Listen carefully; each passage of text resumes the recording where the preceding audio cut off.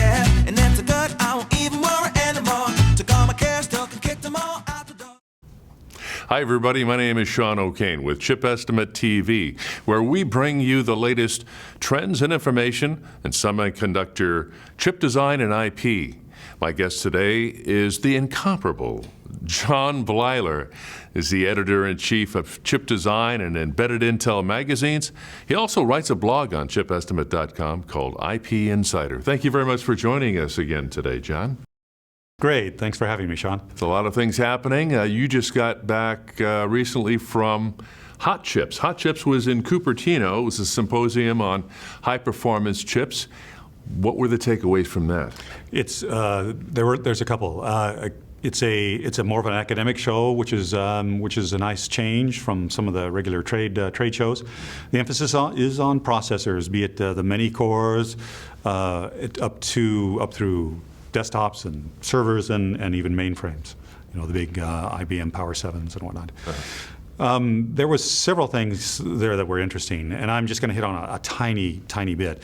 Some of it was very deep, such as transistor variability, discussions of how these structures, 3D structures like FinFETs and Tri-Gate, and remember the Soitec interview earlier, the depletion and some new techniques there, and how that affects. They didn't talk about IP, but I mean all of that certainly affects the IP world. It went from there to things that might be a little more recognizable. Femtocells, these small base stations that you're starting to see around, we'll have more and more of those coming up because the base stations that are out there, the big towers, those things have been pretty much optimized for power and performance. We're going to have to move out now and take advantage of location and more flexibility in these femtocells. What about this growing evidence about silicon IPOs on the decline? It's been slowing down for a while. And what they're saying is the silicon IPOs, there were none for this last quarter, which is kind of a first. That doesn't mean there aren't startups, but of course, to go IPO, the market itself has been consolidated, right? The EPA and even the IP to a bit. So what's taking its place is the growth of software and software apps. It's an interesting trend, one that I'll certainly continue to follow, and one that has importance for our industry. A lot of people have heard about Moore's Law, but something that you sent to me earlier today was a piece about Wright's Law and how that edges out Moore's Law, because it's more of an expansive description on technological evolution, but not just about electronics, but other industries. That's right. Can you talk a little bit about that? It's pretty interesting, and this is the IEEE was the one that first brought this up. A story in Spectrum, if I remember right.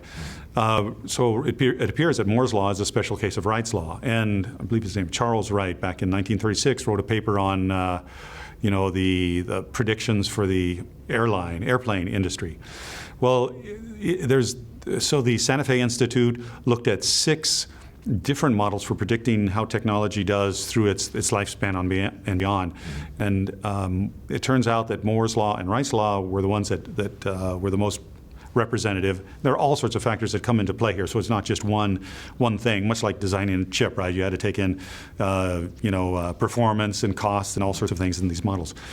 It appears that Wright's Law is better at predicting the trend over a longer period of time. And finally, you were recently on vacation, visiting the Mojave Desert in Mojave, California, and visiting a spaceport. A spaceport last month.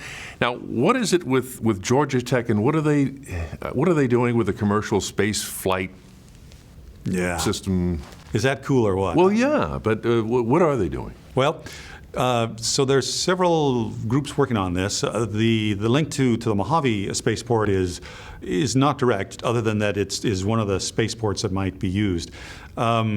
Georgia Tech is developing a flight algorithm for Sierra Nevada corporations, they're one of the folks that would be designing an aircraft to go up, to take a human passenger up to the space station or into space, and then come back down again. I think it's called the Dream Chaser is what they're calling their particular craft. And Georgia Tech is working on the flight algorithms to make that a smooth ride for the human inhabitants. But so my career started, you might say, out at China Lake there, not too far from the Mojave was becoming a spaceport. So I had to stop by and take a look.